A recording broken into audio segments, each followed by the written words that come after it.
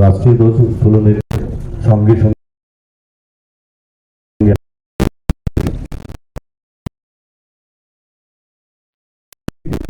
সভাপতি শ্রদ্ধেয় অভিষেক দেবরায় মহোদয়।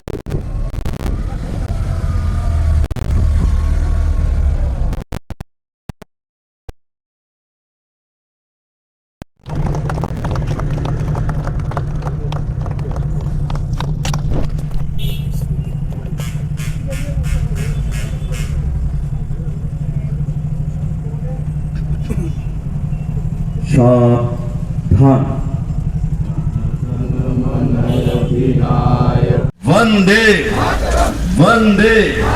৮০তম স্বাধীনতা দিনে তো প্রথমে শ্রদ্ধা জ্ঞাপন করব আমাদের যারা বীর, আমাদের যারা এই স্বাধীনতার জন্য প্রাণ দিয়েছে, স্বাধীনতা সংগ্রামীদের, এবং আমাদের দেশের সেনা যারা আমার দেশকে রক্ষা করছে।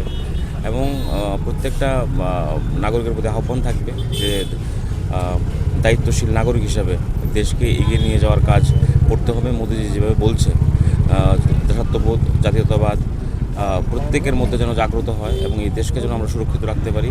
এবং যে রক্তের বিনিময়ে, অনেক প্রাণের বিনিময়ে স্বাধীনতা আমরা পেয়েছি, এই স্বাধীনতাকে সংরক্ষিত করে রাখার দায়িত্ব আমাদের।